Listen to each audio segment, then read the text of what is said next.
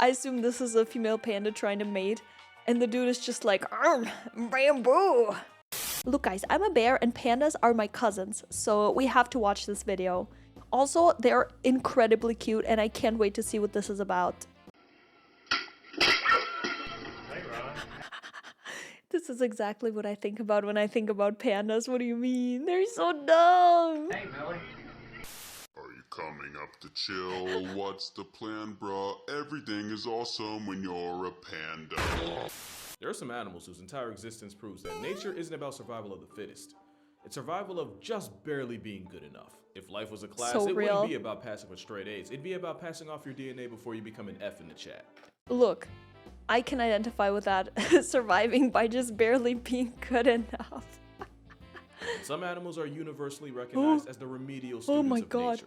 Cheetahs are the red-headed stepchild of the cat world. Sloths are basically free calories served on a moss blade. And roasting koalas is considered low-hanging fruit only because they happen to share the same IQ. Look, I feel like I need to clarify this anytime a koala appears on screen. I'm not a koala VTuber! Stop calling me clumsy, please! And also because they put the mid in chlamydia. And it seems that everyone can agree that pandas are egregiously bad at pandaing, and that we as a society need to stop being this biracial Winnie the Pooh's crutch and just let nature finish what it's clearly started. But No, counterpoint.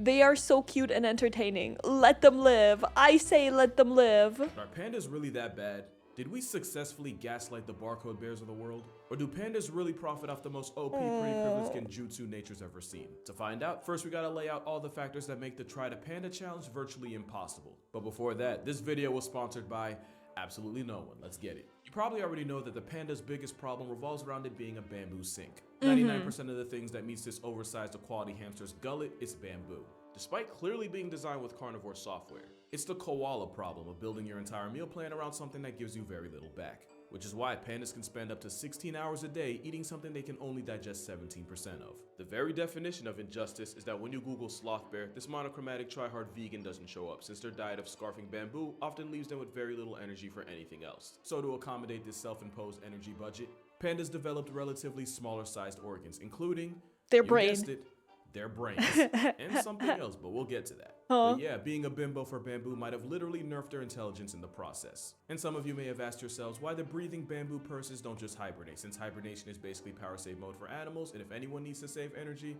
it's pandas. Well, one, bears technically aren't even true hibernators. But two, even if they were, eating like the vegan teacher's lapdog means pandas are physically incapable of putting on the fat reserves required to hibernate for months at a time without also getting perma-slept to starvation. But honestly, the problems with their diet have low-key been overblown. If being a bamboo junkie was their only issue, they wouldn't be as chronically down bad. I mean, they survived somehow with the bamboo, so something they're doing is right, right? At their core, animals have two main goals: food, and another F word my mom doesn't like me to say. We see how they handle their meal prep, but it's their love life that really screws pandas over. That's Pandas right. are absurdly bad at making more pandas. Off rip, their window to reproduce isn't even really a window, it's more like a hairline crack in the windshield.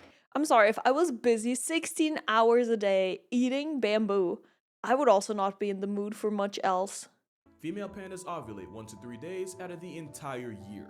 That's only 24 to 72 What? hours are open for business out of a possible What? 8,706. Okay, I take everything back. It's not their fault. What do you mean they only ovulate for 3 days in a year? What?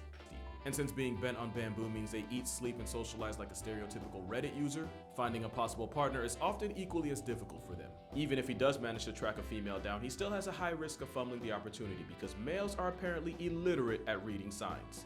Male pandas often struggle to interpret the signs that a female actually wants to mate. Word. And when you only have hours on the clock, mistakes like that ensure that the only thing getting screwed is the future of your progeny. I love that the other one's just eating. I assume this is a female panda trying to mate, and the dude is just like, bamboo. And even if the female's 100% with it, it's still not a for sure thing. Partly because male pandas struggle through the process of procreation in a way that is almost impressive, but also partly due to the panda's reportedly disproportionately tiny penis. Which is why panacoitus is a lot like trying to get a 1/4-inch USB into a port blind, while also wearing a 200-pound fat suit. Oh, and try without using thumbs. Nature did this obese oppression raccoon 0 favors. Their mating habits are a big reason why the double-stuffed Ursus Oreos are where they're at. Pandas in breeding programs in captivity often show so little interest in their literal only job that researchers have resorted to showing them videos of pandas mating. Apart from They're showing them sussy videos, no way! pulling videos from Panda Hub, researchers have also resorted to giving them actual Viagra. Although you'd need a magnifying glass to see if it's working, because again, the P in panda does not stand for packing. And even though most pandas rely on the grace of God as a wingman, somehow the jihad of life doesn't end once they add new names to the roster. Pandas are some of the worst parents on the planet. You've probably heard that if a panda has twins, one of them is a guaranteed loss, since the mother panda will abandon half her litter and leave that one twin to die.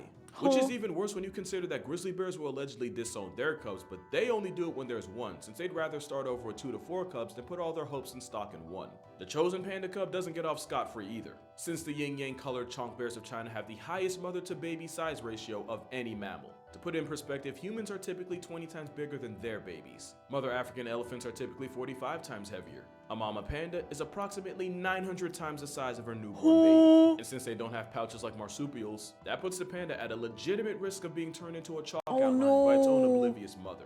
Just another way nature set this glorified cow gerbil up for failure. And it's not even like domestication is an option. A good reason is cause, despite what the black and white beta bamboo might tell you, it's still a bear, and a bear is a bear is a bear. Hey, I disagree.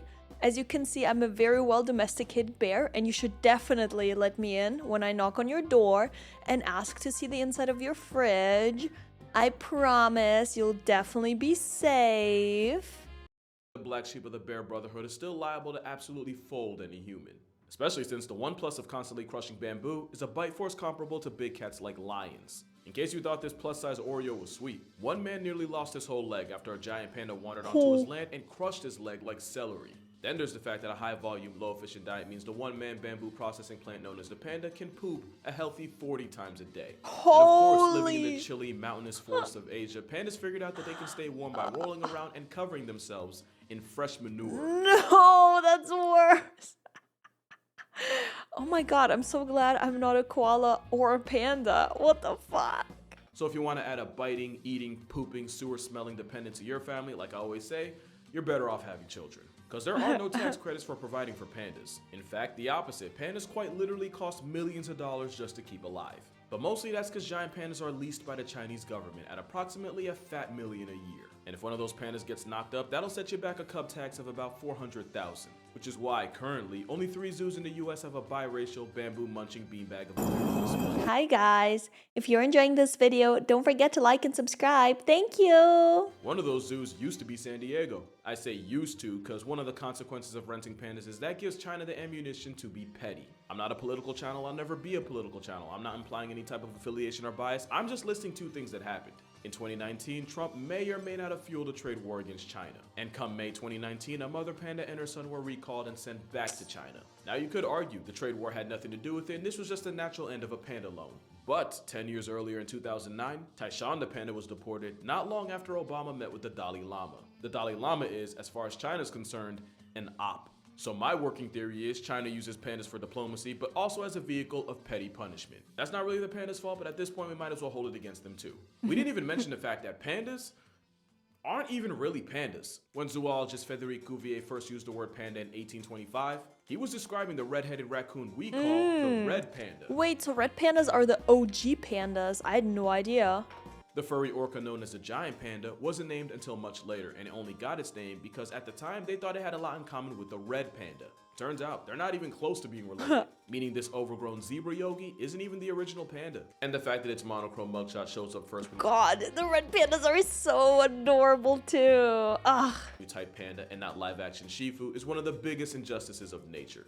This is the OG panda, but the newspaper-flavored clout-guzzling frauds took up just enough space to convince the world otherwise. So obviously pandas have their problems, and you can argue that their best trait is being a luck merchant. There is no other animal that gets carried harder by pretty privilege than the endgame of a sloth bear raccoon orgy. And they're the only creature on Earth with black and white privilege. Because the reason giant pandas are the mascot of the World Wildlife Fund is literally because having a mascot with the same color patterns as 1940s TV saves you a lot of money on ink. Yo, that sounds like a joke, but I'm not even kidding. If pandas were black and yellow or black and brown, they might not have gotten the job. But that aside, consensus is that pandas are so bad at pandaing that we should just let the flex of China fade into oblivion the way nature intended. But is that really true, or have we just been doing giant pandas incredibly dirty this entire time? First thing to mention is that they're a specialist species, with that specialty being in binging bamboo. Being a specialist rather than a generalist means you can typically tap into a niche nobody else can.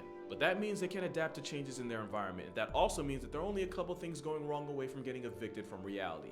Having a very particular set of skills might be great if you're Liam Neeson, but it can severely handicap you as a species. And the funny thing is, for all the crap pandas get, the biggest and arguably most intimidating land predator on the planet is a specialist. Polar bears depend almost entirely on sea ice to hunt, and if that goes away, then it's bye-bye ice bear. And ice bears are metal. They're scary. For some reason, we don't on the polar bear nearly as much for being dependent on ice as we lampoon pandas for their life choices. Especially since it's habitat destruction and fragmentation that really had giant pandas down bad. You see, it's believed the panda bear once had more variety in his diet and was more omnivorous. But likely because there was just so much bamboo everywhere and virtually zero competition for it, eventually they shifted into primarily eating bamboo. It also turns out that the bamboo they eat is high in protein but low in carbs. So despite seeming like that one person that would bring a veggie burger to a cookout, weirdly enough, the giant panda's protein intake is actually close to that of wolves. They're also particular about the part of bamboo they like to eat and when. According to studies on radio-collared pandas, in the summer and spring they prefer to eat the protein-packed shoots found at higher altitudes. But during autumn and winter they migrate down into the valley and shift more towards eating bamboo leaves, which are high in vitamin C along with roots. And they just move from high to high again year in and year out. Something that's clearly worked for them since they've been just fine like this for thousands of years. So much so that the umami taste receptor, i.e. the one that lets you experience the savory taste of meat, yeah, theirs got turned off. And they even evolved a false thumb for no other reason than to help them hold bamboo. So clearly pandas had a process that worked. The problem is when you fragment the habitat they spent thousands of years in and separate them from the food, the result is less pandas. We love to say pandas are bad at life, but by receding their habitat like a middle-aged hairline, we haven't made living any easier. Also, the whole point I made about pandas being bad at making whoopee, turns out that might just be propaganda. Yeah, I heard they were good at it when people stopped watching them at the zoo. Let's see. In a twist, the giant panda's reproductive rate really isn't that much worse than that of American black bears. And black bears, they're doing just fine. In fact, everything I said about pandas having negative riz really only applies to those in captivity. In the wild, female pandas do have a small window for baby making, but that's often after a selection process that involves at least 2 males running fades for her honor. In a process that can last up to and over a week. And we now believe that this process might just be what stimulates ovulation. You can't really replicate that in the zoo, and between that and the constant flow of people, that's probably the biggest reason why pandas in captivity become celibate. Like, be real, if you were forced into an arranged marriage and had to have an audience watch you consummate it, you'd be a little awkward too. There is no bigger indictment than the fact that a zoo in Hong Kong had been trying to hook up 2 pandas for the better part of 10 years. And it wasn't until a certain beer virus of 2020 shut down the zoo to the public that the 2 bears finally got it on. Roommates for 10 years, and all it took was a couple months of privacy for them to fornicate. But even with all the slander, pandas are actually in pretty good shape. And that is a problem. With about 2,000 pandas alive today, pandas were recently demoted off the endangered species list. Yet giant pandas still finesse a bulk of conservation efforts simply because they're cute. Think about it for a second. Pandas have big eyes, big foreheads, and they're chonk really physique. cute. If they didn't remind us of babies, we wouldn't be this invested in their future. There's like 400 blobfish left in the entire world, and you probably didn't know that. No, I didn't know that, but I love them and I wish we would make more efforts to save them too. Because real talk, nobody's buying their child a plushie that looks like No, I would. There's that. I'm a fan of ugly, cute things. I would instantly buy a plushie. It's sunfish fetus. Not to mention the animals that could legitimately destroy entire ecosystems if they go ghost, like bees or certain types of plants. They become an afterthought because, yeah, pretty gets priority. It's like that one gym teacher that ignores actually struggling students to help the attractive girls in class that don't need or ask for it. I mean, to be fair, I do think that, like, everything that is endangered, we should make an effort to preserve it, not just pandas because they're cute. That's right. Pandas are hot girls. Side note, why does it always seem like the gym teacher's on felonious timing?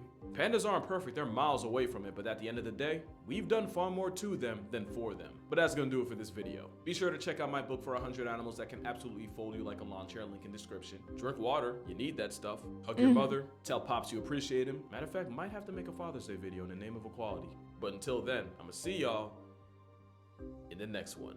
Now for y'all that watch till the end, here's some panda ASMR.